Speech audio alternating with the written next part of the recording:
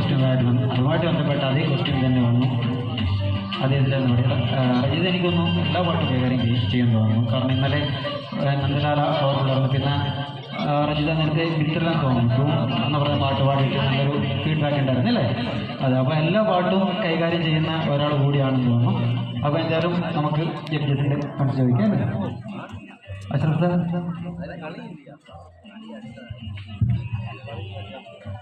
മാപ്പിളപ്പാട്ടിനോടൊപ്പം തന്നെ നാടിൻ്റെ ഒരു മഹാദുരത്വം ചരിത്രവും പാരമ്പര്യവും നിലനിൽക്കുന്ന ഒരു പാട്ടാണ്. ഇതിൽ ഒരു സ്ത്രീ കഥാപാത്രം ഇതിനകത്ത് കടന്നു വരുന്നുണ്ടല്ലോ. അവരുടെ പേര് ഏത് നാട്ടിലാണ്?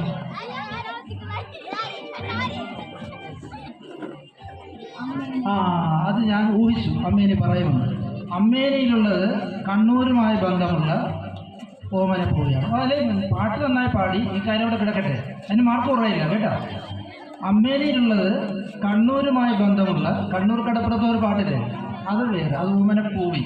ഇത് ബി എന്ന് പറയുന്ന ഒരു പെണ്ണ്, അവരെ ബഹുമാനത്തോടൊപ്പം റെസ്പെക്ട് ചെയ്തുകൊണ്ട് പൂ എന്ന് മുമ്പിൽ ചേർത്ത് പൂ. ഇവര് ഇപ്പോൾ ചിലപ്പോൾ ഒരു വിവാദമല്ല, ഒരു സംശയം ചിലപ്പോൾ വരാൻ സാധ്യതയുണ്ട്. ബാക്കാക്കെ കാമീൻ പണി കിട്ടിയ അങ്ങനെ പാട്ടില്ലേ, ഈ ബാക്കാക്ക ആരെന്നറിയോ? കവരത്തിൽ കൊട്ടാരം അറിയോ? സൈദുബാജി അറിയോ? അദ്ദേഹത്തിൻ്റെ ബാപ്പയാണ് ഈ പറയുന്ന ബാക്കാക്കി എന്ന് പറയുന്ന ആൾ. ബാക്കാക്ക എന്ന് പറയുന്ന ആൾ നമ്മൾ സൈദുബാജിയുടെ ബാപ്പയാണ്. പച്ച ഡ്രസ്സായിരുന്നു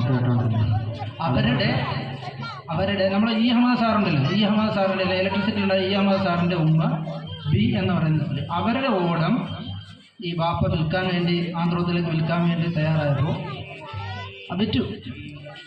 അപ്പോൾ അതിൻ്റെ സങ്കടത്തിലാണ് അവരിങ്ങനെ പറയുന്നതും. ഒടുവിലൊരു പ്രായശ്ചിത്തം എന്നോണം ഈ പാട്ടിൻ്റെ വരികളിലുണ്ട്. ആന്ധ്രത്തിൽ നിന്നൊരു ഓടം കൊണ്ടുവന്ന ഒരു കാര്യം ഇതിനകത്ത് പറയുന്നുണ്ട് അല്ലേ? ആ പാട്ടിനകത്തുണ്ട്. അങ്ങനെ ഓടം, വേറൊരു ഓടം ഈ ഇവർക്ക് വേണ്ടി കൊണ്ടുവന്നിരുന്നു. അപ്പോൾ ഈ പാട്ടുകളെല്ലാം ഇത് എഴുതി ആരെന്ന് കൃത്യമായിട്ട് അറിയില്ല. ഇങ്ങനെ പാടി വന്ന പാട്ടുകളെല്ലാം നമ്മുടെ ഡോക്ടർ മുല്ലപ്പുഴ സാറ്, അദ്ദേഹം അവിടെ ഈ സാഹിത്യകല അക്കാദമിയിൽ അന്ന് ലെക്ചറായിരുന്നില്ല, ടെക്നിക്കൽ അസിസ്റ്റൻ്റ് അവിടെ ജോലി ചെയ്യുന്ന സമയത്ത് പാട്ടുകളെല്ലാം സമാഹരിച്ച് നമ്മൾ തിരുവനന്തപുരത്തുള്ള യേശുദാസിൻ്റെ ഒരു സ്റ്റുഡിയോ ഉണ്ട് അവിടെ.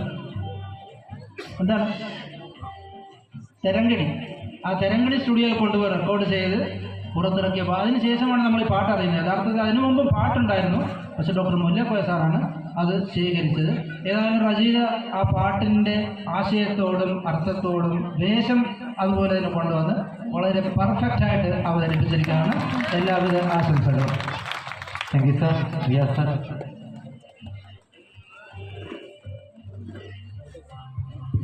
റജിത ഒന്നും പറയാനില്ല. ആ മാപ്പിളപ്പാട്ടിൻ്റെ തനിമയിൽ തന്നെ പാടി. പാട്ട് മാത്രമല്ല, ആ കോസ്റ്റ്യൂമും വളരെ ഇഷ്ടപ്പെട്ടു. ഞാൻ ആദ്യം കരുതി റജിത വരുന്ന സമയത്ത് നല്ല കയ്യടി കിട്ടുന്നതാണ്. ഇനിയും വൈകിട്ടില്ല. റജിതയ്ക്ക് വേണ്ടി റജിതയുടെ ആ കോസ്റ്റ്യൂമിന് നല്ലൊരു കയ്യടി കൊടുത്തത്. പാട്ടിൻ്റെ ഉള്ളടക്കമല്ല സാർ പറഞ്ഞിട്ടുണ്ട്, അത് വളരെ ഭംഗിയായിട്ട് പാടി. പിന്നെ കരോക്കെ വോക്കൽ റിമൂവ് ചെയ്തതാണ്. കരോക്കെന്ന് വോക്കൽ റിമൂവ് ചെയ്തു അല്ലേ? അത് സ്റ്റാർട്ടിങ്ങിൽ പാടുന്നതിന് മുമ്പ് ഒരു ചെറിയ ഒരു വോയിസ് കേൾക്കാൻ സാധിച്ചു. ഓക്കെ, എനിവേ എന്തായാലും നല്ല രീതിയിൽ തന്നെ പാടി, നല്ല മനോഹരമായിട്ട് തന്നെ പാടി. പിന്നെ ഓക്കെ, വേറെ ഒന്നും പറയുന്നില്ല. പിന്നെ ഏറ്റവും കൂടുതൽ സന്തോഷിക്കുന്ന എന്താണെന്ന് വെച്ചാൽ നിങ്ങളുടെ ഓരോ ലെവൽ, ഓരോ റൗണ്ട് കഴിയുന്നത് പോലെയുള്ള കോൺഫിഡൻസ്, അതിനൊരു big salute. Okay, thank you sir. ശരിയാ സാർ.